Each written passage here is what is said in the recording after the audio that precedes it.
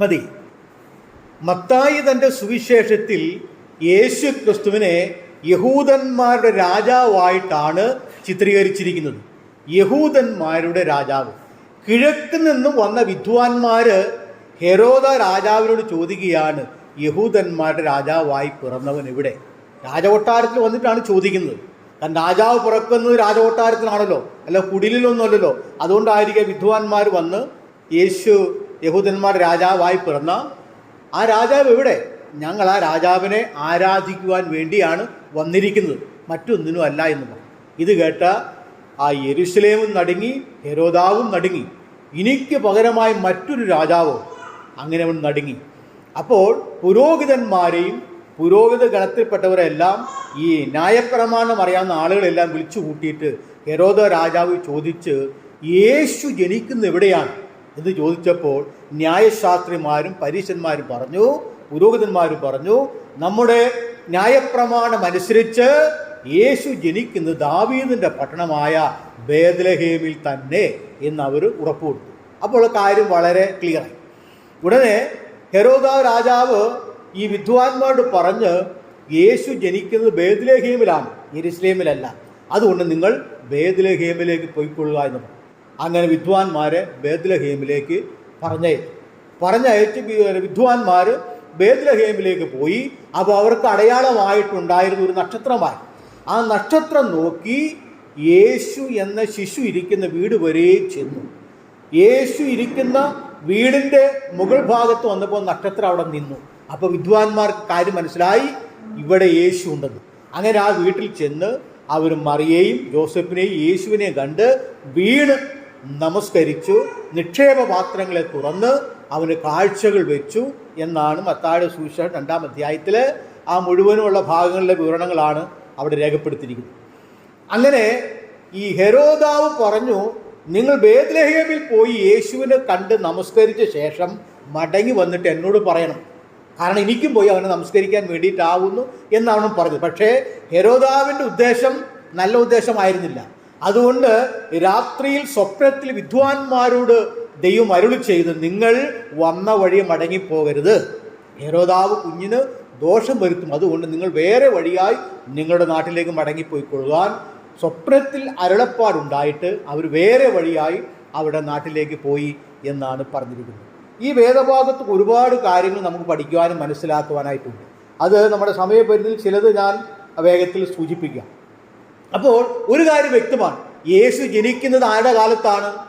മഹാനായ ഹെരോദ രാജാവിൻ്റെ കാലത്താണ് യേശു ജനിക്കുന്നത്. ഗ്രേറ്റ് ഹെരോദ എന്നാണ് ഹെരോദാവിനെ കുറിച്ച് ചരിത്രത്തിൽ പറഞ്ഞിരിക്കുന്നത്, മഹാനായ ഹെരോദാവ്.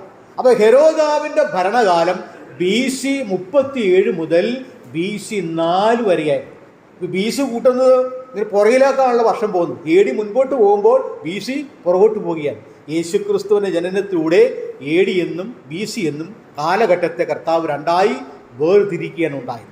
അപ്പോൾ ഈ AD ആരംഭിക്കുന്നതിന് മുൻപ് BC 37 മുതൽ BC 4 വരെയായിരുന്നു ഹെരോദാവിൻ്റെ ഭരണകാലം. അപ്പോൾ ഹെരോദാവ് ജീവിച്ചിരിക്കുമ്പോഴാണ് യേശു ജനിക്കുന്നത്. ഹെരോദാവ് മരിക്കുന്നത് BC 4-ാം നൂറ്റാണ്ടിലാണ്. അപ്പോൾ യേശു ജനിച്ചതിന് ശേഷമാണ് ഹെരോദാവ് മരിക്കുന്നത്. അത് ചരിത്രത്തിൽ വ്യക്തമായി രേഖപ്പെടുത്തിയിട്ടുണ്ട്. അപ്പോൾ യേശുവിൻ്റെ ജനനം അപ്പോൾ എപ്പോഴായിരിക്കണം? അപ്പോൾ ഈ കണക്ക് വെച്ച് നാം പരിശോധിക്കുമ്പോൾ BC 6-നും 8-നും ഇടയിലുള്ളതായ ഒരു കാലഘട്ടത്തിലാണ് യേശു ജനിച്ചതെന്ന് മാത്രമേ നമുക്ക് ചരിത്രത്തിൽ നിന്നും മനസ്സിലാക്കുവാൻ കഴിയുന്നുള്ളൂ. കാരണം BC 4 ഹെരോദാവ് മരിച്ചു, യേശു ജനിക്കുമ്പോൾ ഹെരോദാവ് ജീവനോടെ ഉണ്ട്. അതാണ് യേശുവിൻ്റെ ഒരു കാലഘട്ടത്തെക്കുറിച്ച് നമുക്ക് പറയാനായി കണ്ടെടുക്കുവാൻ അല്ലെങ്കിൽ മനസ്സിലാക്കുവാനായിട്ട് കഴിയുന്നത്. എന്നാൽ ഈ മത്തായി സുവിശേഷം എഴുതുമ്പോൾ യേശുവിനെ രാജാവായിട്ട് ചിത്രീകരിക്കുന്നു. എന്നാൽ ലൂക്കോസ് പറയുമ്പോൾ യേശുവിനെ രക്ഷകനായിട്ടാണ് പറയുന്നത്. ക്രിസ്തു എന്ന രക്ഷകൻ നിങ്ങൾക്കായി ജനിച്ചിരിക്കുന്നു എന്നാണ് പറഞ്ഞിരിക്കുന്നത്. ദൈവദൂതന്മാർ ഇടയന്മാരോട് പറയുകയാണ്, ക്രിസ്തു എന്ന രക്ഷകൻ ഇന്ന് ദാവീദിന്റെ പട്ടണത്തിൽ നിങ്ങൾക്കായി ജനിച്ചിരിക്കുന്നു. മത്തായി പറയുന്നത് യേശു രാജാവെന്ന് പറഞ്ഞു. എന്തായിരിക്കും ഇത് തമ്മിലുള്ള വ്യത്യാസം? അപ്പോൾ യഹൂദന്മാരുടെ രാജാവായിട്ട് ഒരാൾ ജനിക്കും, അല്ലെങ്കിൽ മശിഹ രാജാവായിട്ട് വരും, ജനിക്കുമെന്ന് പ്രവചനങ്ങളിലുണ്ട്. പ്രവാചകന്മാരത് മുൻകൂട്ടി പറഞ്ഞിട്ടുണ്ട്. അല്ലെങ്കിൽ മോശയുടെ ന്യായപ്രമാണവും അതിനുള്ള സൂചന നൽകിയിട്ടുണ്ട്. ആ തെളിവുകളുടെ അടിസ്ഥാനത്തിലാണ് മത്തായി തൻ്റെ സുവിശേഷത്തിൽ യേശുവിനെ രാജാവായിട്ട് ചിത്രീകരിക്കുന്നത്. ഈ 2-ാം അധ്യായത്തിൽ പ്രധാനമായിട്ട് 4 പ്രവചനങ്ങളെ മത്തായി എടുത്ത് ഉദ്ധരിച്ചുകൊണ്ട് യേശു നിശ്ചയമായിട്ടും മശിഹയാവുന്ന രാജാവ് തന്നെ എന്ന് ഉറപ്പിക്കുകയാണ്. ആ പ്രവചനങ്ങൾ വേഗത്തിൽ ഞാൻ ചൂണ്ടിക്കാണിക്കാം. 1-ാമത്തെ പ്രവചനമാണ് നാം താഴെ വായിക്കുന്നത്. നീയോ ബേത്ലഹേമേ, 2-ാം അധ്യായത്തിൻ്റെ മത്തായി 2-ാം അധ്യായത്തിൻ്റെ 6-ാമത്തെ വാക്യത്തിൽ അത് പറയുന്നത്. 6-ാം വാക്യം, നീയോ ബേത്ലഹേമേ എന്ന് തുടങ്ങുന്ന ആ പ്രവചനം എടുത്താണ് ഈ പ്രവാചകൻ പറഞ്ഞ കാര്യമാണ് ഇവിടെ മത്തായി എടുത്ത് ഉദ്ധരിക്കുന്നത്. അത് എടുത്തു വായിക്കാൻ ഒരുപാട് സമയമുള്ളത് ഞാനത് പറയാം. അപ്പോൾ 1-ാമത് മത്തായി 2:6 ഈ പ്രവചനം മത്തായി എടുത്ത് ഉദ്ധരിക്കാൻ. അത് ഏത് പ്രവചനമാണ്? ആ പ്രവചനം പറഞ്ഞിരിക്കുന്നത് മീഖ പ്രവചനം 5-ാം അധ്യായം 2-ാമത്തെ വാക്യമാണ്. മീഖ പ്രവാചകൻ മശിഹയുടെ യേശുക്രിസ്തുവിന്റെ ജനനത്തെക്കുറിച്ച് പ്രവചിച്ച പ്രവചനമാണ് മത്തായി തെളിവിനായി എടുത്തിവിടെ ഉദ്ധരിച്ചിരിക്കുന്നത്. നീയോ ബേത്ലഹേം എഫ്രാത്തെ, നീ യഹൂദ സഹസ്രങ്ങളിൽ ചെറുതായിരുന്നാലും എൻ്റെ ജനത്തിന് അധിപതിയായിരിക്കുന്നവൻ നിന്നിൽ നിന്നും ഉത്ഭവിച്ചു വരും. അതാണ് ആ പ്രവചനം.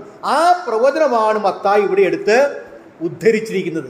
ആ പ്രവചനപ്രകാരമാണ് ഇവിടെ മശിഹ യേശു ജനിച്ചിരിക്കുന്നു എന്നാണ് മത്തായി പറയുന്നത്. കാരണം മത്തായി യഹൂദന്മാരെ ബോധ്യപ്പെടുത്തുവാൻ വേണ്ടിയിട്ടാണ് തിരുവെഴുത്തിൽ ഉദ്ധരിച്ചിരിക്കുന്നത്. 2-ാമത് പറഞ്ഞിരിക്കുന്നത് മത്തായിയുടെ സുവിശേഷം 2-ാം അധ്യായത്തിൻ്റെ 15-ാമത്തെ വാക്യമാണ്. മത്തായി 2:15 വാക്യം. മത്തായി 2:15 എന്താണ്? അവിടെ ഒരു പ്രവചനമെടുത്ത് ഉദ്ധരിക്കുന്നു. ആ മത്തായി 2 പ്രവചനമെടുത്ത് മത്തായി പറയുമ്പോൾ ആ പ്രവചനം ഹോശിയ പ്രവചനം 11-ാം അധ്യായം 1-ാമത്തെ വാക്യമാണ് മത്തായി എടുത്ത് ഉദ്ധരിച്ചിരിക്കുന്നത്. വേഗത്തിൽ ആ മത്തായി 2:15 വേഗത്തിൽ ഒന്ന് വായിച്ചാട്ടെ.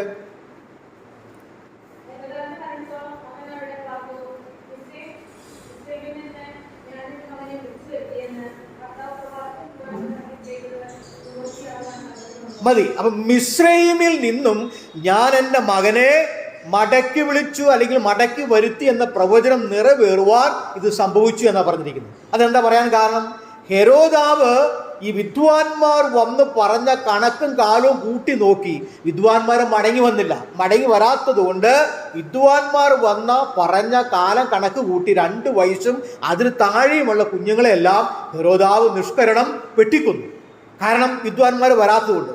അപ്പോൾ അതുകൊണ്ട് അങ്ങനെ സംഭവിക്കുന്നതിന് മുൻപായിട്ട് തന്നെ ദൈവദൂതൻ സ്വപ്നത്തിൽ ജോസേഫിനോട് പറഞ്ഞു, ജോസേഫേ, ഹെരോദ രാജാവ് കുഞ്ഞിനെ അപായപ്പെടുത്തുവാൻ ശ്രമിക്കുകയാണ്. അതുകൊണ്ട് നീ എന്ത് ചെയ്യണം? കുഞ്ഞിനെയും കൂടി ഈ രാത്രി തന്നെ ബന്ധപ്പെട്ട് മിസ്രൈമിലേക്ക് ഓടിപ്പോകണമെന്ന് പറഞ്ഞു. അങ്ങനെ ഗർഭിണിയായ ഈ സ്ത്രീയെയും കൂട്ടി ഈ കുഞ്ഞിനെയും കൂട്ടി അല്ലെങ്കിൽ ഇവരെ കൂട്ടി ജോസേഫും മറിയയും എവിടേക്ക് പോയി? അവർ മിസ്രൈമിലേക്ക് പോയി. കാരണം കുഞ്ഞ് ജീവിച്ചിരുന്നാൽ ഹെരോദാവ് കുഞ്ഞിനെ കൊല്ലും.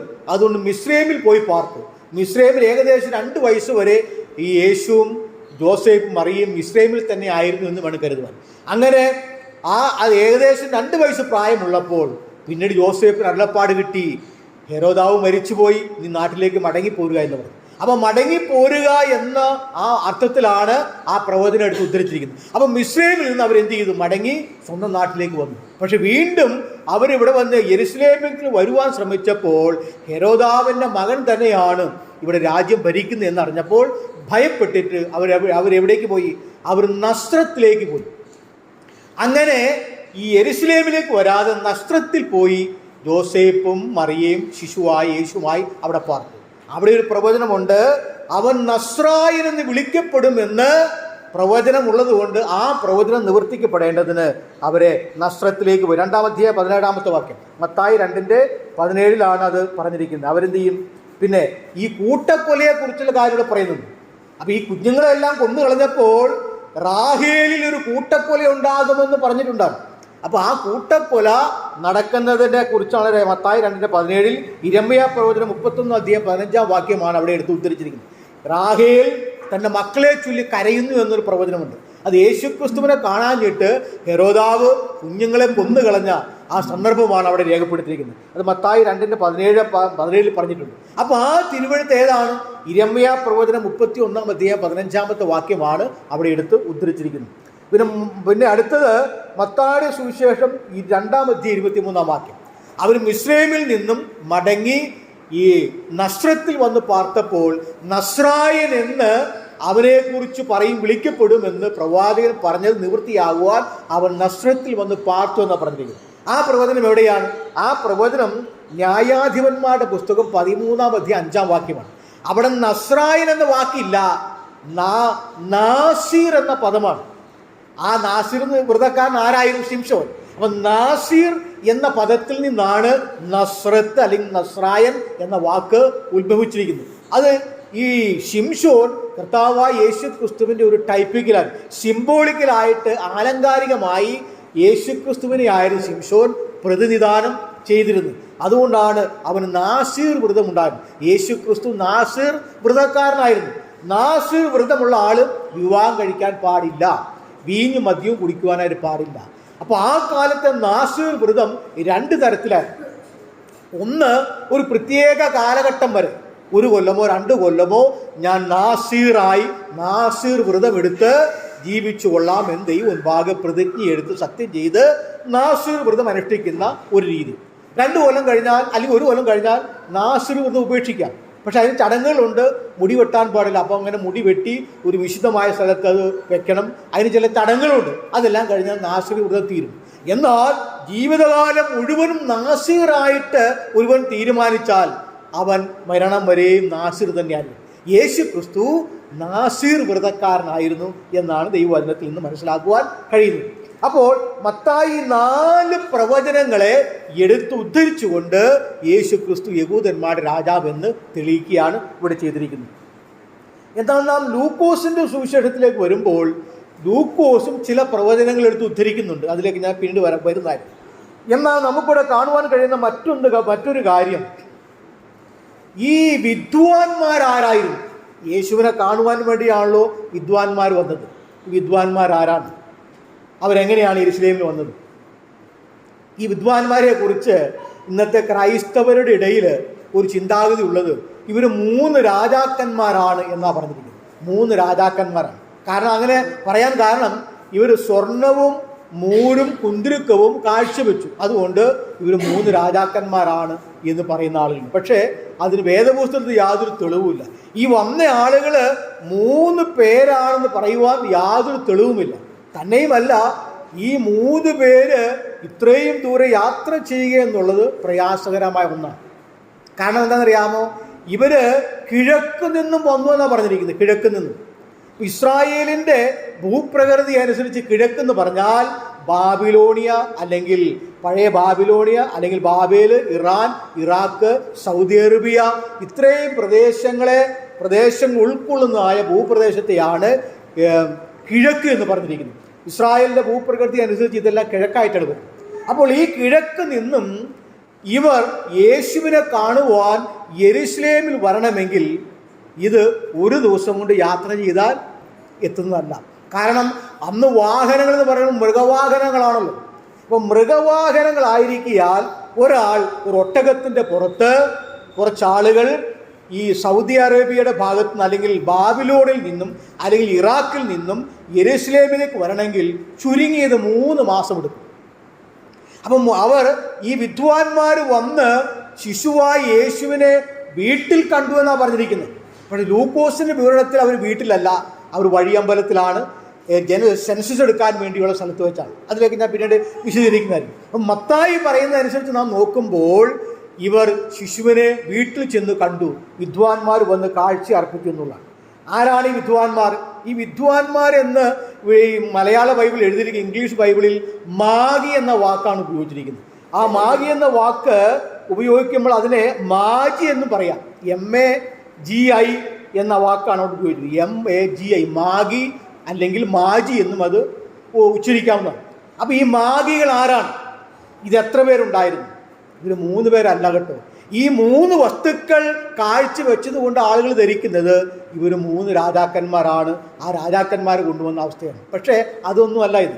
ഇവർ ചുരുങ്ങിയത് 1 ഡസൻ ആളുകൾ ഉണ്ടായിരുന്നു എന്നാണ് അതിനെക്കുറിച്ച് കൂടുതൽ ചരിത്രം വിശ്വസനീയമായ നിലയിൽ പറഞ്ഞിരിക്കുന്നത്. 12 പേരടങ്ങുന്ന ഒരു സംഘമാണ് അതായത് ഇറാൻ, ഇറാഖ് ആ ഭൂപ്രദേശത്തു നിന്നും ശിശുവിനെ കാണുവാൻ വേണ്ടി യെരുശലേമിലേക്ക് വന്നത്. അപ്പോൾ ഏറെക്കുറെ ഇവരൊരു 3 മാസത്തെ യാത്ര എടുത്തിട്ടുണ്ടാകും. അതായത് ഒരാൾ ഇസ്രായേലിൽ നിന്നും അല്ലെങ്കിൽ ഈ സൗദി അറേബ്യ, ഇറാൻ, ഇറാഖ് ഭൂപ്രദേശത്ത് നിന്നും അല്ലെങ്കിൽ ഇറാഖിൽ നിന്നും യെരുശലേമിലേക്കുള്ള ദൂരം 1113 കിലോമീറ്ററാണ്. 1113 കിലോമീറ്റർ ബാഗ്ദാദിൽ നിന്ന് അല്ലെങ്കിൽ ബാബിലോണിൽ നിന്നും ഒട്ടകത്തിൻ്റെ പുറത്തോ അല്ലെങ്കിൽ കുതിരയുടെ പുറത്തോ, ഒട്ടകമാണ് കൂടുതലും, അപ്പോൾ ഒട്ടകത്തിൻ്റെ പുറത്ത് യാത്ര ചെയ്ത് ഒരാൾ യെരുശലേമിൽ എത്തണമെങ്കിൽ 1133 കിലോമീറ്റർ സഞ്ചരിക്കണം. അന്നത്തെ കാലത്ത് ഈ കണ്ടിന്യൂ ആയിട്ട് ത്രൂ ആയിട്ട് യാത്ര ചെയ്യാൻ കഴിയുകയില്ലല്ലോ. പല സ്ഥലങ്ങളിലായിട്ട് വഴിയമ്പലത്തിൽ താമസിച്ച് റെസ്റ്റ് എടുത്ത് അനേകം ദിവസങ്ങൾ യാത്ര ചെയ്ത് വേണം യെരുശലേമിലെത്തുവാൻ. അപ്പോൾ ഒരു ചുരുങ്ങിയത് യേശുവിന് 90 പ്രായമുള്ളപ്പോൾ അല്ലെങ്കിൽ 90 ദിവസത്തെ പ്രായമുള്ളപ്പോഴാണ് ഈ വിദ്വാൻമാർ വന്ന് യേശുവിനെ കാണുന്നത്. 1113 കിലോമീറ്റർ ബാഗ്ദാദിൽ നിന്നും യാത്ര ചെയ്യണം. ഇനി ഇറാഖിൽ നിന്നും യെരുശലേമിലേക്കുള്ള ദൂരം എന്ന് പറഞ്ഞാൽ അത് 1741 കിലോമീറ്റർ ദൂരമാണ്. അപ്പോൾ 1741 കിലോമീറ്റർ, അതായത് 1500-നും 2000-നും ഇടയിൽ കിലോമീറ്റർ ദൂരമുണ്ട് ഈ കിഴക്ക് നിന്നും ഒരാൾ യെരുശലേമിലെത്തുക. അപ്പോൾ മാസങ്ങൾ തന്നെ യാത്ര ചെയ്യും, ആഴ്ചകൾ തന്നെ യാത്ര ചെയ്യും. അതുകൊണ്ടാണ് യേശുവിനൊരു 3 മാസമോ അല്ലെങ്കിൽ 4 മാസമോ പ്രായമുള്ളപ്പോഴാണ് ഈ വിദ്വാൻമാർ ചെന്ന് യേശുവിനെ കണ്ടത്. ഇനി വൈമാനിക അല്ലെങ്കിൽ വിമാനമാർഗം, ആകാശമാർഗം യാത്ര ചെയ്താൽ 867 കിലോമീറ്റർ യാത്ര ചെയ്താൽ മതി. അതായത് 500 സംതിങ് മൈൽ കണക്കാക്കിയാൽ 550-നും 600-നും ഇടയിൽ മൈലുണ്ട് യാത്ര ചെയ്യാൻ, ആകാശത്തിലൂടെ യാത്ര ചെയ്യാൻ. അപ്പോൾ ഇത്രയും കിലോമീറ്റർ അന്നത്തെ കാലത്ത് യാത്ര ചെയ്ത് ഒരു ദിവസം കൊണ്ടല്ല അവരെത്തിയത്. അപ്പോൾ ഒരു 4 മാസത്തെ 3-നും 4-നും ഇടയിൽ മാസം കാലതാമസം ഉണ്ടായിരുന്നു എന്ന് വളരെ വ്യക്തം. അങ്ങനെ ചെന്നാണ് ഈ വീട്ടിൽ ചെന്ന് കാണുന്നത്. അപ്പോൾ ആ വീട്ടിൽ ചെന്ന് കാണുമ്പോൾ യേശു ബേത്ലഹേമിലല്ല, വഴിയമ്പലത്തിലുമല്ല, നസ്രത്തിൽ വീട്ടിൽ താമസിക്കുന്ന സമയത്താണ് ഈ വിദ്വാൻമാർ ചെന്ന് യേശുവിനെ കാണുന്നത് എന്ന് വളരെ വ്യക്തമാണ്. അപ്പം ഇനി ഈ വിദ്വാൻമാരാരാണ്? മാഗികളെന്ന് ഞാൻ പറഞ്ഞല്ലോ. ഈ മാഗികൾ എന്ന് പറഞ്ഞാൽ അവരെക്കുറിച്ച് കൂടുതലായി പഠിച്ചതെന്ന് മനസ്സിലാക്കാൻ കഴിഞ്ഞത് പുരാതന പേർഷ്യൻ സാമ്രാജ്യത്തിലെ രാജാക്കന്മാർക്ക് വിദ്യ പറഞ്ഞു കൊടുക്കുന്ന ഒരു കൂട്ടം പുരോഹിത ഗണത്തിൽപ്പെട്ട ആളുകളായിരുന്നു ഈ മാഗികൾ, അല്ലെങ്കിൽ മാഗോയി എന്ന് അതിൻ്റെ മൂലഭാഷയിൽ അങ്ങനെ ഉപയോഗിച്ചത്, മാഗോയി എന്ന്. അപ്പം ഈ മാഗോയി അല്ലെങ്കിൽ മാഗി അല്ലെങ്കിൽ മാജി എന്ന് പറഞ്ഞാൽ പേർഷ്യൻ സാമ്രാജ്യത്തിലെ രാജകൊട്ടാരത്തിൽ രാജാക്കന്മാർക്ക് വിദ്യ പറഞ്ഞു കൊടുക്കുന്ന പുരോഹിത വർഗത്തിൽപ്പെട്ട ഒരു കൂട്ടം ആളുകളാണ്. അപ്പം ഇവരുടെ വിദ്യ എന്ന് പറഞ്ഞാൽ ജ്യോതിഷം, ജ്യോതിശാസ്ത്രം, സ്വപ്നവ്യാഖ്യാനം, നിഗൂഢമായ അറിവുകളിൽ പാണ്ഡിത്യമുള്ള പ്രാവീണ്യമുള്ള ഒരു പുരോഹിത വർഗമായിരുന്നു ഈ മാഗികൾ. അപ്പം നക്ഷത്രങ്ങളെക്കുറിച്ച് അവർക്കറിയാം, സ്വപ്നത്തെ വ്യാഖ്യാനിക്കാൻ അവർക്കറിയാം. ഇപ്പോൾ ദാനിയേലിൻ്റെ കാലത്ത് പേർഷ്യൻ സാമ്രാജ്യത്തിൽ സ്വപ്നം വ്യാഖ്യാനിക്കുന്ന കുറേ ആളുകളുണ്ടായിരുന്നു, നമുക്കറിയാമല്ലോ. അവരാരും സ്വപ്നം വ്യാഖ്യാനിച്ചിട്ട് ശരിയാകാത്തതുകൊണ്ടാണല്ലോ ദാനിയേലിനെ കൊണ്ട് ആ സ്വപ്നം വ്യാഖ്യാനിച്ചത്. അപ്പോൾ ആ കാലത്ത് ഈ നിഗൂഢമായ കാര്യങ്ങളെ പ്രവചിക്കുവാൻ പാണ്ഡിത്യമുള്ള കഴിവുള്ള വിജ്ഞാനികൾ ആ കാലത്തുണ്ടായി. അപ്പോൾ ഈ ഇവിടെ മൂന്ന് പറയാൻ കഴിയില്ല, 12-ലധികം വരുന്ന ഈ ആളുകൾ തന്നെയല്ല 1-2 ആളുകൾക്ക് ഇത്രയും ദൂരം യാത്ര ചെയ്ത് ഈ വിജനമായ മാസങ്ങളെടുത്ത് യാത്ര ചെയ്യുവാൻ ഒരാൾക്കോ 2 ആൾക്കോ 3 പേർക്കോ കഴിയില്ല. അതിനാണ് ഒരു ഡസൻ ആളുകൾ, ഒരു കൂട്ടം ആളുകൾ ഈ യാത്ര ചെയ്ത് പോയത് എന്നാണെന്ന് മനസ്സിലാക്കാൻ കഴിയുന്നത്.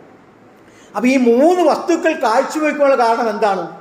അതായത് ആ കാലഘട്ടത്തിൽ ആ ദേശത്തുണ്ടായിരുന്ന, അവിടെ ദേശത്തിലെ വിഭവസമൃദ്ധമായിരിക്കുന്ന ആ ദേശത്തുണ്ടായിരുന്ന ഏറ്റവും മാന്യമായ വസ്തുക്കളാണ് ഈ പറയപ്പെട്ട കാര്യങ്ങൾ. അവിടെ ഉപയോഗിച്ചിരിക്കുന്ന ഈ സ്വർണം എന്നുള്ള ഗോൾഡ് തന്നെയാണ്. അത് യേശുവിന് കാഴ്ചവെക്കാൻ കാരണം വിലപ്പെട്ട ഒന്നാണല്ലോ, അത് ക്രിസ്തുവിന് ദൈവത്വത്തെ കാണിക്കുന്നു. രണ്ടാമത് പറഞ്ഞിരിക്കുന്നത് ഈ കുന്തുരുക്കമാണ്. കുന്തുരുക്കം എന്ന് പറയുമ്പോൾ അത് പൗരോഹിത്യത്തെയാണ് കാണിക്കുന്നത്. പിന്നെ വേറൊന്ന് പറഞ്ഞിരിക്കുന്നത് മൈറ എന്നൊരു വാക്കാണ്. MIRRH എന്നാണ് അത് ഇംഗ്ലീഷിൽ ഉപയോഗിച്ചിരിക്കുന്നത്. അതിനെ മൈറ എന്നാണ് പറഞ്ഞിരിക്കുന്നത്. മീറ എന്നും അതിന് വേറെ വാക്ക് ഉപയോഗിക്കാം. അപ്പം ഇതെല്ലാം പൗരോഹിത്യ പ്രകാരം സുഗന്ധവർഗം, ഈ പുകയ്ക്കുന്ന സുഗന്ധവർഗം എന്നും കുന്തിരിക്കുമെന്നും സ്വർണമെന്നുമാണ് ഈ വാക്കിൻ്റെ എല്ലാം അർത്ഥം. അപ്പം ഈ 3 വസ്തുക്കൾ ആ ദേശത്തിലെ രാജാക്കന്മാർക്ക് ദേശത്തിലെ വിശിഷ്ട വസ്തുക്കൾ കാഴ്ചവെക്കുന്ന ഒരു സമ്പ്രദായം ഈ പലസ്തീൻ നാട്ടിൽ നടപ്പുണ്ടായിരുന്ന ഒരു രീതിയാണ്. അതിന് തെളിവ് നിങ്ങൾ ഉൽപ്പത്തി പുസ്തകം 43-ാം അധ്യായത്തിൻ്റെ 13-ാമത്തെ വാക്യം വായിച്ചാൽ അവിടെ യാക്കോബ് തൻ്റെ മക്കളോട് മിസ്രൈമിൽ പോയി ധാന്യം കൊള്ളാൻ വേണ്ടി പറയുമ്പോൾ അവരോട് പറയുന്നൊരു കാര്യമുണ്ട്. മക്കളെ, നിങ്ങൾ കനാൻ ദേശത്തിലെ ഏറ്റവും വിഭവസമൃദ്ധമായ മാന്യമായ വസ്തുക്കൾ, വിശിഷ്ട വസ്തുക്കൾ ചിലതെടുത്ത് അവിടുത്തെ രാജാവിന് മിസ്രൈമിലെ മന്ത്രിക്ക് കാഴ്ച വെക്കുവിനെന്ന് പറഞ്ഞ് അവർ തേൻ, സുഗന്ധദ്രവ്യം, ബോടനണ്ടി, ബേടനണ്ടി ഈ സാധനങ്ങളെല്ലാം കൊണ്ടുപോയി എന്ന് പറയുന്നുണ്ട്. അതിൽ ഈ ബോടനണ്ടി എന്ന് പറഞ്ഞിരിക്കുന്നത് പിസ്വാത്തിയോ എന്നൊരു വാക്കാണ് ഉപയോഗിച്ചിരിക്കുന്നത്. അതിൻ്റെ അർത്ഥം ഈ കശുമാവ് വർഗത്തിൽപ്പെട്ട ഒരു തരം കശുവണ്ടിയാണ്. ബദാം പരിപ്പുണ്ട് അത് കൂടാതെ. അപ്പോൾ അതെല്ലാം കനാൻ നാട്ടിൽ ഉണ്ടായിരുന്ന വിഭവമായ സമൃദ്ധി ഉള്ളതായിരിക്കുന്ന ആ ദേശത്തിലെ വിഭവങ്ങളാണ്. അപ്പോൾ രാജാക്കന്മാർക്ക് അങ്ങനെയുള്ള വസ്തുക്കൾ കാഴ്ചവെക്കുന്ന രീതി അവർക്കുണ്ടായി. അപ്പോൾ അതാണ് അവർ കൊണ്ടുപോയത്. അല്ലാതെ ഇത് 3 രാജാക്കന്മാരോ 3 ജ്ഞാനികളോ അല്ല, 12-ലധികം ആളുകൾ ഉണ്ടായിരുന്നു എന്നാണ് മനസ്സിലാക്കാൻ കഴിയുന്നത്. അപ്പോൾ ഇവർക്ക് ഈ ജ്യോതിശാസ്ത്രത്തെ കുറിച്ചൊക്കെ നല്ലവണ്ണം അറിയായിരുന്നു.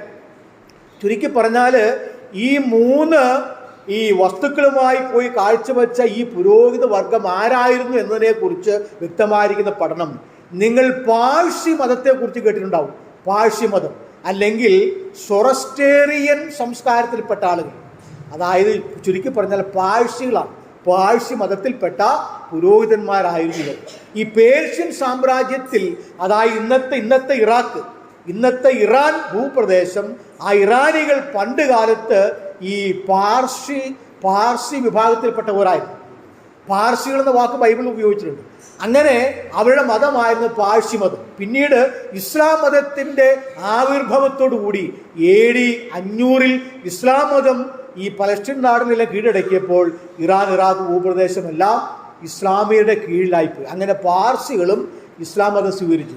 അങ്ങനെ ആ പാർസികൾ ഇസ്ലാം മതം സ്വീകരിക്കാൻ താല്പര്യപ്പെടാതെ വന്നതുകൊണ്ടാണ് അവിടെ നിന്ന് നാട് വിട്ട് അവർ ഇന്ത്യയിലേക്ക് വന്നു. ഇന്ത്യയിൽ വന്ന് ഗുജറാത്തിൽ വന്ന പാഴ്സികളുണ്ടല്ലോ, നമ്മുടെ ഈ കേരളത്തിൽ കോഴിക്കോട് ഉണ്ട് ഒരു പാഴ്സി മതം. അപ്പോൾ അങ്ങനെ പാഴ്സികളെ കുറിച്ചാണ് ഇവിടുത്തെ ഈ രൂപകൽപ്പന ഇവിടെ പറഞ്ഞിരിക്കുന്നത്. അപ്പോൾ ഇവർ ഈ ജ്യോതിഷത്തിലും സ്വപ്നവ്യാഖ്യാനത്തിലും ഒക്കെയും അറിവുള്ളവരാണ്. അപ്പോൾ യേശു എന്നൊരു രാജാവ് ഇവിടെ യെരുശലേമിൽ ജനിക്കുമെന്ന് ഇവർ നക്ഷത്രങ്ങളെക്കുറിച്ച് പഠനം നടത്തിയപ്പോൾ അവർക്ക് മനസ്സിലായി. അങ്ങനെയാണ് അവർ യേശുവിനെ കാണുവാൻ വേണ്ടിയാണ് പോയത്, അവനെ ആരാധിക്കുവാൻ വേണ്ടി പോയതെന്നാണ് നമുക്കതിൽ മനസ്സിലാക്കാൻ കഴിയുന്നത്. മറ്റൊന്ന്, ഈ സംഖ്യാപുസ്തകം 24-ാം അധ്യായം 17-ാമത്തെ വാക്യത്തിൽ യാക്കോബിൽ നിന്നും ഒരു നക്ഷത്രം ഉദിക്കുമെന്ന് മോശയുടെ ന്യായപ്രമാണത്തിൽ പ്രവചനമുണ്ട്. ഈ സംഖ്യാപുസ്തകം 24-ാം അധ്യായം 17-ാമത്തെ വാക്യം. അപ്പോൾ യാക്കോബിൽ നിന്ന് ഉദിക്കുന്ന നക്ഷത്രം ഏതാണ്? ആ നക്ഷത്രമാണ് കർത്താവായ യേശു ക്രിസ്തു. അങ്ങനെ ഇസ്രായേലിൽ നിന്നും യഹൂദയിൽ നിന്നും ഒരു ചെങ്കോൽ ഉയരും. യേശു ക്രിസ്തുവിന്റെ ജനനത്തെക്കുറിച്ച് അവിടെ ബെലയാൻ പ്രവാചകൻ പ്രവചിച്ചൊരു കാര്യമാണ് എഴുതിയിരിക്കുന്നത്. അത് മോശയുടെ ന്യായപ്രമാണത്തിലാണല്ലോ പറഞ്ഞിരിക്കുന്നത്. അപ്പോൾ ആ യാക്കോബിൽ നിന്ന് ഉദിക്കുന്ന നക്ഷത്രം വരുവാനിരുന്ന മശിഹയായിരുന്നു, യേശു ക്രിസ്തു ആയിരുന്നു എന്ന് വളരെ വ്യക്തമായി പറഞ്ഞിട്ടുണ്ട്. അതുകൊണ്ടാണ് മത്തായിയുടെ സുവിശേഷത്തിൽ ഈ കാര്യങ്ങളെക്കുറിച്ച് പറഞ്ഞിരിക്കുന്നത്. ഇനി നാം ലൂക്കോസിൻ്റെ സുവിശേഷത്തിലേക്ക് വരുമ്പോൾ, ലൂക്കോസിൻ്റെ സുവിശേഷത്തിലും ക്രിസ്തുവിൻ്റെ ജനനവുമായി ബന്ധപ്പെട്ട് ചില പ്രവചനങ്ങളിൽ ലൂക്കോസ് പറഞ്ഞിട്ടുണ്ട്. അത് വേഗത്തിൽ ഞാൻ ചൂണ്ടിക്കാണിക്കാം. ലൂക്കോസിൻ്റെ സുവിശേഷം 2-ാം അധ്യായം 29-30 വാക്യങ്ങളൊന്ന് വായിച്ചാൽ അത് മാത്രം വേഗത്തിൽ വായിക്കാം. ലൂക്കോസ് 2-ാം അധ്യായം 29-30 വാക്യങ്ങൾ.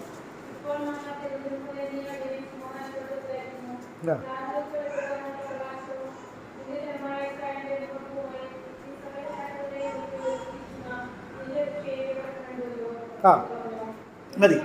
ഇത് യേശു ശിശുവായിരിക്കുമ്പോൾ ദൈവാലയത്തിൽ യേശുവിനെ പ്രതിഷ്ഠിക്കാൻ പോയ സമയത്ത് വന്നേ വയോധികനായിരുന്ന ശിമയോൻ യേശു കുഞ്ഞിനെ കയ്യിലെടുത്തുകൊണ്ട് പറഞ്ഞ ഒരു വാക്കാണ്. ഈ വാക്ക് ഒരു പ്രവചനമായിരുന്നു. ആ പ്രവചനം എവിടെയാണ് പറഞ്ഞിരിക്കുന്നത്? അത് യെശയ്യാവിൻ്റെ പ്രവചനം 9-ാം അധ്യായം 2-ാമത്തെ വാക്യമാണ്. യെശയ്യാ പ്രവചനം 9-ാം അധ്യായം 2-ാം വാക്യവും 42 അധ്യായം 6 വാക്യമാണ് ഈ പ്രവചനം. ആ പ്രവചനമാണ് ഈ ശിമയോൻ യേശു കുഞ്ഞിനെ കയ്യിൽ ഏറ്റുകൊണ്ട് പറഞ്ഞിരിക്കുന്നത്. ജാതികൾക്ക് വെളിച്ചമായി ഒരു വെളിച്ചം ഉണ്ടാകുമെന്ന് പ്രവാചകൻ പ്രവചിച്ചിരുന്നു. യേശു ജനിക്കുന്നതിന് 700 വർഷങ്ങൾക്ക് മുമ്പ്. യെശയ്യാ പ്രവചനത്തിലാണ് യേശു ക്രിസ്തുവിനെ കുറിച്ചുള്ള കൂടുതൽ പ്രവചനങ്ങളുള്ളത്. യേശുവിൻ്റെ ജനനത്തെക്കുറിച്ചും യേശുവിൻ്റെ ക്രൂശീകരണത്തെക്കുറിച്ചും എല്ലാ പ്രവചനങ്ങൾ യെശയ്യാ പ്രവചനത്തിലാണ് ഏറ്റവും കൂടുതൽ പ്രവചനങ്ങൾ ക്രിസ്തുവിനെ കുറിച്ചുള്ളത്. അപ്പോൾ ആ പ്രവചനങ്ങളെ ഉദ്ധരിച്ചുകൊണ്ടാണ് ഇവിടെ ഈ ശിമയോൻ പുരോഹിതൻ ഇത് പറയുന്നത്. അങ്ങനെ പറഞ്ഞപ്പോൾ ക്രിസ്തുവിൻ്റെ ജനനത്തെക്കുറിച്ചുള്ള പ്രവചനം ആ ലൂക്കോസ് എടുത്ത് ഉദ്ധരിക്കാം. മറ്റൊരു വാക്യം ലൂക്കോസ് 2 അധ്യായം 14 വാക്യം. ലൂക്കോസ് 2:14 വായിച്ചാട്ടെ.